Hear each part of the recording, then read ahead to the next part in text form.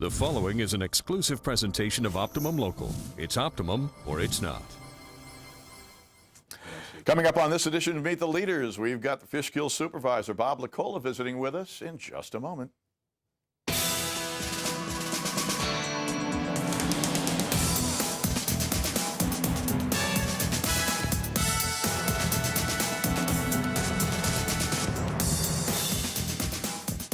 And hi there, welcome to Meet the Leaders. I'm David Smith. Good to have you along with us today as we welcome Fishkill Supervisor Bob LaColla to the program here on Optimum Local. And Mr. Supervisor, Bob, it's nice to have you here. Yeah, it's great to be here. We should say that the supervisor was elected for the first time back in November of 11. And so here you are 3 or 4 months into a new situation.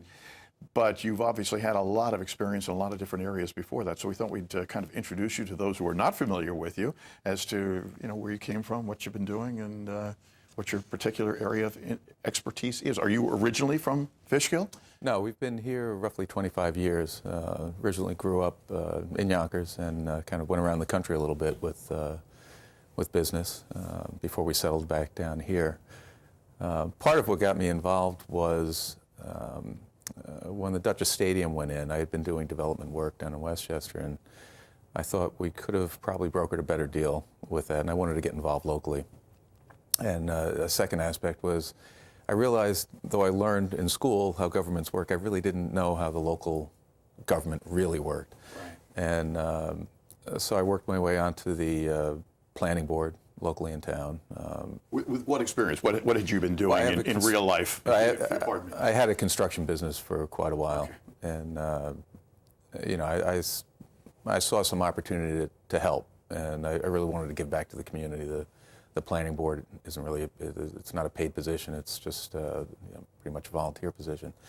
But in my time on the planning board, I got a closer look at what was going on inside Town Hall. I sensed some financial difficulties and thought I could help, and ran for a council position 4 years ago. Once there, I realized there were some serious problems with the town. I had tried to work with the previous administration to address those and correct those, but the previous administration decided that they wanted to keep things the way they were. Well, taxes had been kept very stable, had they not, for a number of years prior to that? Yes. For those years. And apparently you saw that things were not quite as they might be in keeping that stability. Yeah, the tax rate was kept stable, but we were spending a lot more money than we were taking in. So there was this accumulating deficit that hadn't been disclosed. Were others asking questions about this as well, or was this something that you noticed once you got on the board? Well, I think, I would raise it as an issue, and the administration would deny it. So there was a kind of he said, she said temperament to it. Then the state came in and did an audit. Then things became clear. That audit was delivered in the summer of 2010. From that point on, things kind of accelerated, and people started asking more and more about what's going on inside Town Hall. Well, as it turned out, it was very serious and put the town in a very untenable position in terms of debt service, didn't it? It did. Municipalities, in order to be fair, spread out the cost of major projects. So the people today aren't paying for something that people in 15 years are going to benefit from. Part of that process is maintaining a good credit rating. Our bond rating right now is almost out of investment grade, what they would call junk bond status. Since we turn over $20 million a year in debt, it's critically important that we restore our bond rating. So that's been one of our main focuses since we've gotten in. Well, bond ratings directly impact how much the town pays, clearly, for everything it does, and that makes taxes much higher when it's in a situation such as you're in, until you can obviously change that and get it into a better rating. Yeah, it's actually at multiples. I've seen where Town of Wappinger will float a note, bond, and have to pay 1 1/8 to 1 1/4%, where we're paying 3.5 to 4 3/4%. So it's kind of the hidden cost. You're maintaining that low tax rate, but people are paying through these special districts that we have. We have 32 special districts. Many of them are paying this unnecessarily high interest rate. Well, in construction, you know how that works with the finances and so forth, and that clearly had some bearing on your expertise in ferreting this out and looking to deal with it. So how do you go about turning things around as dramatically as that? Because nobody wants to hear the bad news. They don't want to hear that the Titanic is sinking, but they do want to get it rectified. Well, Fishkill's in a unique position, even within the county. We're at the crossroads of two major thoroughfares. We've got 9 as a north-south thoroughfare, and we've got 84 as an east-west. Our proximity to mass transit down at the station in Beacon, there will always be pressure on Fishkill to develop, and it'll always be a good place to do business and a good place to live. We just need to balance the books, and I didn't really have a say in the budget that we prepared for 2012, but this fall it'll be a brand new board that's putting together the budget for 2013, and we hope to get a lot of these things corrected. In the meantime, too, on the special districts, we're reviewing all of our billing rates and making sure that we're in balance there, too. It sounds like you've got a lot of financial expertise behind you, and folks that you're working with on the council and others obviously adding to that mix. Yeah, and we just added a new council member, Tom Nips, who was on the planning board for 17 years, had been our chair for a long time. Very bright guy. He's an IBM engineer. He's thoughtful, thorough, diligent, and he presents well, so I think he'll be a real asset. I believe the other board members are very happy to see him join us. What kind of reaction have you gotten from the constituents about this? Because you don't like to hear this bad news when you seemingly have been cruising along for all these years, thinking that everything was comfortable. Yeah, I think the reaction I've gotten is really been very supportive. There seems to be a general acceptance. We were very careful through the campaign last year and in all the press that we were accurate. We tried very hard to avoid anything that was, opinion or conjecture, and just lay the facts out for people to consider for themselves. I think that was appreciated. I think the people in the town understand what we've got in front of us. I think they have a lot of faith in the current board to help correct some of the issues that we have.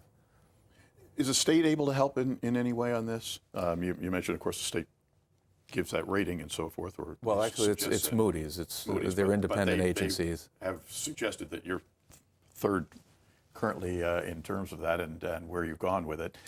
What can they do, or have they done to assist along the way? Well, the only thing really available to us would be deficit financing. That's something you have to ask for state approval. If we did that, it comes with a lot of strings. And I spoke to the number 2 person up in the New York State Controller's office, who didn't think that would be a wise thing to do because there's so many strings attached. Take control of certain areas and so forth. Right. And then the reporting that's incumbent on us then to the state. He thought it would be more of a distraction than help. So what we need to do is just be very diligent in our finances this year, make sure we're controlling the spending, and then look forward to balancing the budget through seeking efficiencies in our current town government, and also adjusting our rates so that we can get ahead of this current spiral that we're in. I'd like to tear the Band-Aid off once, and I think if we just gave a jolt to our budget through a small increase in taxes, we could get ahead of it and in subsequent years lower it back down. But we need to pay some bills. We're coming into budget season big time, and so you're seeing the handwriting on the wall in lots of different areas, as I guess the general public will be doing too.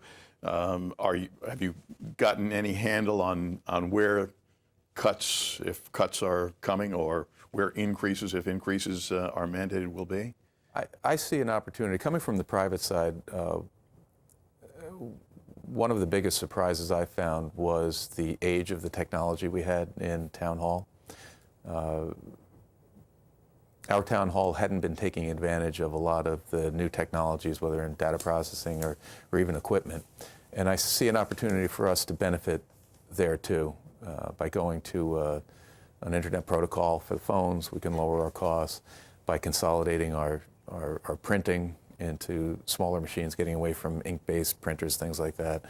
There's just myriad opportunities to consolidate what we're doing and make things more efficient. And I think we'll see significant cost savings through those efforts. Any consolidation with other surrounding communities make any sense to you? We're investigating that. I don't want to talk out of school. That's a collaborative process. Sure. It needs agreement from other municipalities and agencies. We are looking hard at it. We've talked to the county executive about that. We'd like to let that get ripe before anything's openly discussed about that. But clearly that usually or frequently benefits all parties concerned, and ultimately or maybe primarily the taxpayer involved. So that is something that you're looking at anyway. Absolutely. What we need to do is make sure we've got that front door mentality where the primary focus is towards the taxpayers, the people that are paying the bills, and that we don't have laws on the books that just get in the way of common sense. Mm-hmm. So there's a lot of fronts we're moving on, and we hope to see some good things over the next few months. Major step to be jumping into the political forum, and having been a volunteer and having witnessed all sorts of things and having a handle on things, all well and good, but it's still a huge commitment on you and your family and everybody concerned to do this. Was there not another way to do it, or why the political way around? Yeah, I found that, especially in New York State, I can't speak for other states, there's a reluctance by the higher authorities within county and state to address local issues. I think, our Constitution drives that it's up to our elected officials. There comes a point where the only way to address things is through the electoral process. Mm-hmm. I did try in many different ways to try to bend what we were doing within the previous administration, and could not find success doing that. Found that we had to go outside the past administration and take it directly to the people and let them decide. Having done that and having won the election, how much change has there to be in the staffing and in the whole way things are being done in the town? Well, I'm a real believer in the value of leadership. We kept everybody in town hall. Some people are being moved around, and we're trying to match people's skills with jobs at hand. So far, the staff has been very good. They've rallied. They understand there's changes that needed to be done. For the most part, been very, very supportive, and have been working hard to do the right things for the right reasons. So I've been very encouraged by their performance. You mentioned IT and technology that clearly is at least the hub of many government's problems, whether it's a town or a county or a state or wherever. It does take some money to do initially, and that is of course the sticking point. You're going to save money down the line pretty rapidly, but coming up with the money when you're obviously in a tight financial situation is kind of tough. Well, I've also been encouraged there too. We put forth an initiative to develop a Fishkill Fellows program.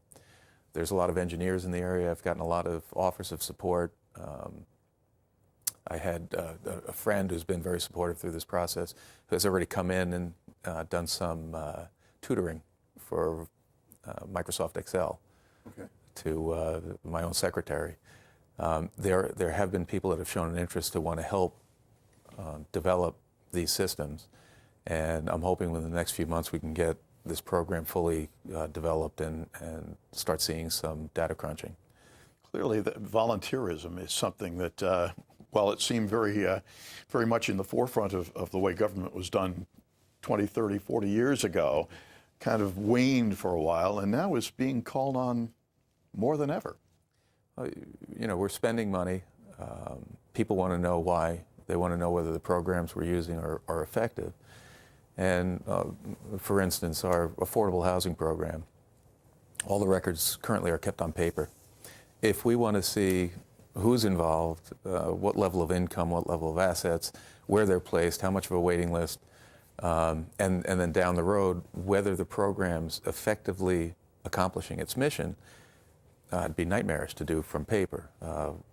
With the tools that are available now in terms of databases, we can crunch those kind of numbers very well. And I've been working with the county department, Ann Saylor and the housing department of the county to try to bring that to pass within Fishkill, that we can have access to that data and we can check ourselves.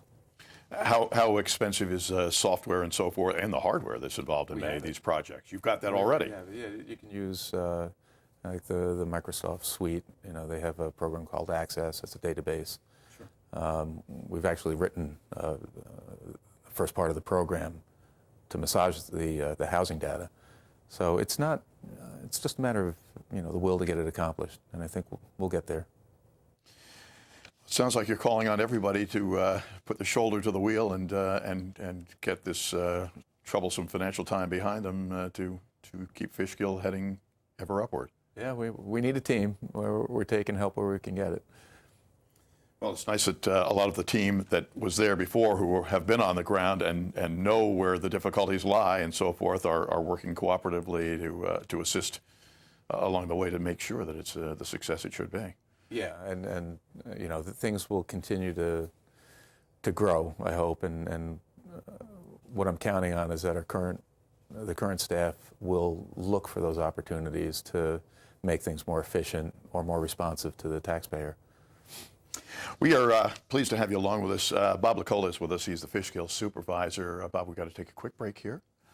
We've got plenty more coming up, and pleased to have you with us, and I know with your constituents and others who are finding out more about Fishkill and about what you all are doing there. So thanks so much for being with us. I'm David Smith. This is Meet the Leaders on Optimum Local. We've got more in just a moment. Stay with us.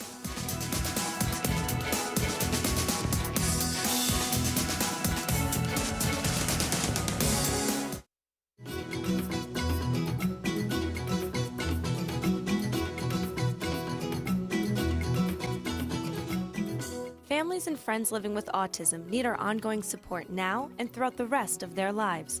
Help raise support and awareness by joining the Autism Walk and Expo of the Hudson Valley on Sunday, April 29th at the Dutchess County Fairgrounds. Go to autismwalkhv.org for more details.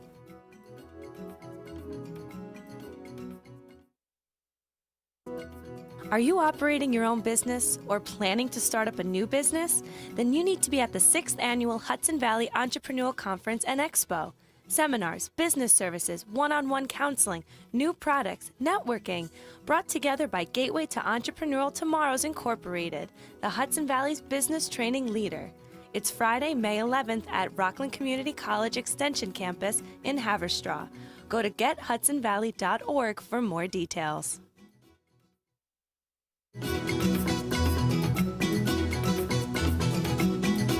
Join us this spring and step out. Walk to Stop Diabetes. Bring your friends, family, and coworkers to walk with thousands of people from across the country and help us change the future of diabetes. The money you raise will make a difference. Together we can stop diabetes one step at a time. Register today at 914-253-4909 or visit diabetes.org/stepout. Chicago. The music that has sold over 100 million albums comes live to the concert stage. May 1st at the Mid-Hudson Civic Center. An evening with Chicago.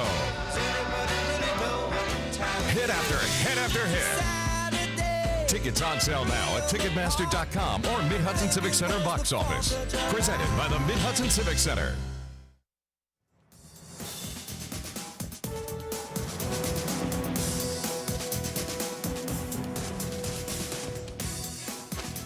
And welcome back to Meet the Leaders. Hi there, I'm David Smith, and we are talking with Fishkill Supervisor Bob LaColla.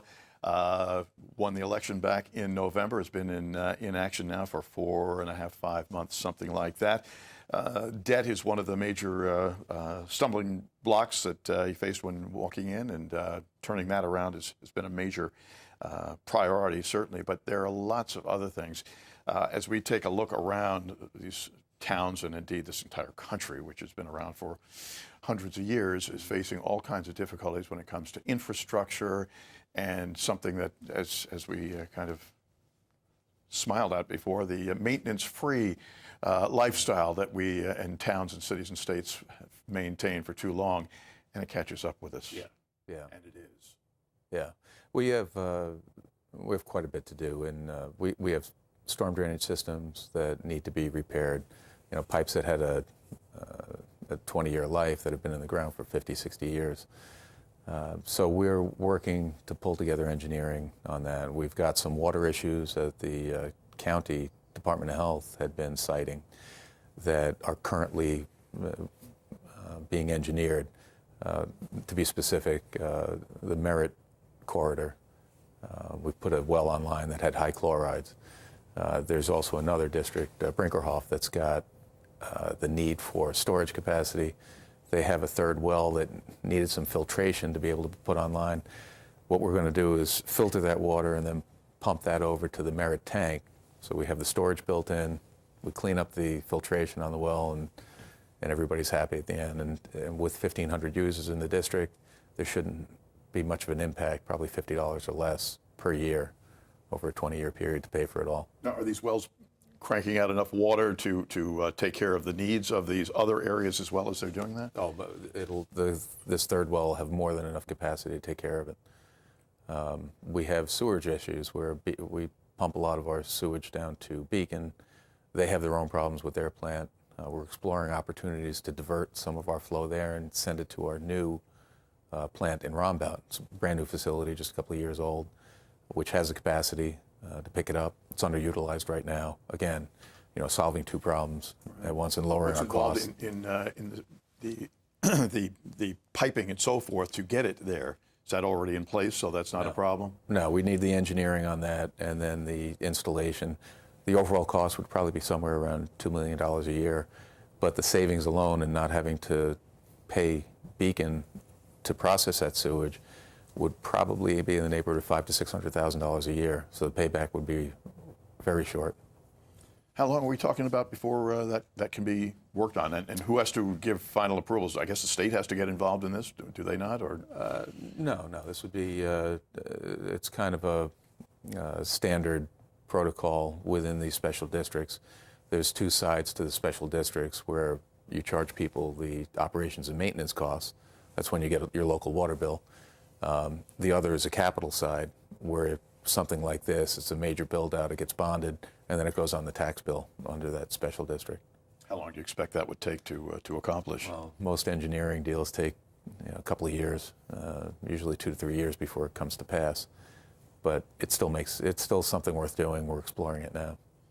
So it sounds like you're thinking about long term being in the supervisor's seat at this point. Yeah, and there's short-term things we can grab too. We haven't really paved any roads in 5 years. We have 56 miles of road under management through the town. Typically, you need to repave every 15 to 20 years. We should be processing about 3 miles of road a year just to stay on that type of schedule. That hasn't been happening. Hasn't been happening, but there's been county money available through a program called CHIPS, where we had $300,000 sitting there, unused. The thing is, it's a front-loaded program. You pay for the paving, then you seek reimbursement. So we're taking advantage of that this year. We have the cash early on. We just received our tax bills. So we've commissioned the highway superintendent to go ahead and pave, use up that money, and then get it restored. What does $300,000 get you these days in terms of paving? Not a lot. You're about $185,000 or so per mile to what they call mill and fill, to scratch up what's there and then recap it. Well, it's tarmac, getting toward tarmac season, I guess, isn't it? Yeah. So this is the time you want to do that. Now, is that $300,000 going to be able to be replenished to assist in other road surfaces that need to be doing going forward to get this thing maintenance back where it should be? Well, the CHIPS money will be at that's a few years of CHIPS money that have accumulated. So I believe we get somewhere around $90,000 a year. But we've got to be serious about maintaining our roads. If you let them go too long, they start falling apart, and then the repair is a lot more expensive. So we'd rather pay the money to maintain rather than replace. On the lighter side, I know recreation is something that Fishkill prides itself in, and you do, and everybody does. This is something that I think obviously picks up a whole community, and certainly the younger element in particular. How are we doing on taking care of those needs and going forward? We have a tremendous department for both seniors, from seniors on down to young people. Cindy Stark does a great job managing it all. Laura and Jay, I just went to a couple of award programs last week for the basketball program. Those are always great. Yeah, and you can see there's a real appreciation for what happens there. I saw, the people in the audience just really seem to appreciate what the rec department brings to the town, and we're lucky to have them on board. In addition, one of the things we'd like to take a look at, we have quite a few parks in the town. We're going to, over the next couple of months, putting together a Parks Master Plan Commission, where we're taking a hard look at what we have, how we're using it, and if we can better utilize the park system that we have, whether through changing fields for use or beautification or access. What kind of shape are they generally in? The Little League parks are always in great shape. Our local Little League, it comes back every year, and they do a lot in terms of maintenance. Some of the others could use some work. Overgrown, or we've had some vandalism issues that we're currently addressing. So we want to make sure, parks need to be used. You need people there that are enjoying them. So we're going to work to make sure that they are used to their maximum. You alluded to housing earlier on in the program. How are we doing in terms of housing needs and keeping up on that for the citizenry and those who might be thinking about coming into Fishkill? We're doing well. I mean, there are a couple of developers that still have new product coming on. I don't think we'll ever see the sales that we saw 7 years ago anytime soon. But I think this is a more normal market for new housing. We're going to be taking a hard look. I was on our master plan committee for our planning and zoning regs. Now, we finished our work, I believe, in 2004. It was accepted by the board in 2009, but we've never codified it. We're currently looking for a planner to come in and help us make that plan real by adopting new code. And for instance, we don't have a code right now that allows for mixed use. There's a real push for that type of development. We'd like to make sure we're in line to do that. We're also looking more towards what they call form-based codes, pictures. That most people understand pictures and how something's going to look. There's the latest push in zoning ordinances is to have more graphic representations of what's being sought. It's easier for everybody, for the citizen boards to interpret, for the developers to interpret, and we're looking to get that done. Might not be able to have the money available this year, but certainly next year. Transparency, something people like to see, be able to understand what's going on and see all that's happening and get the figures where they should be. Listen, we want to thank you so much for being with us, Bob. It's great to be here. It is a pleasure. Fishkill Supervisor Bob LaColla, one thing that you would like to, the first thing that you would like to see at this point, or the most important thing going forward, besides the dealing with the debt, in terms of whatever you'd like to see in your priority list?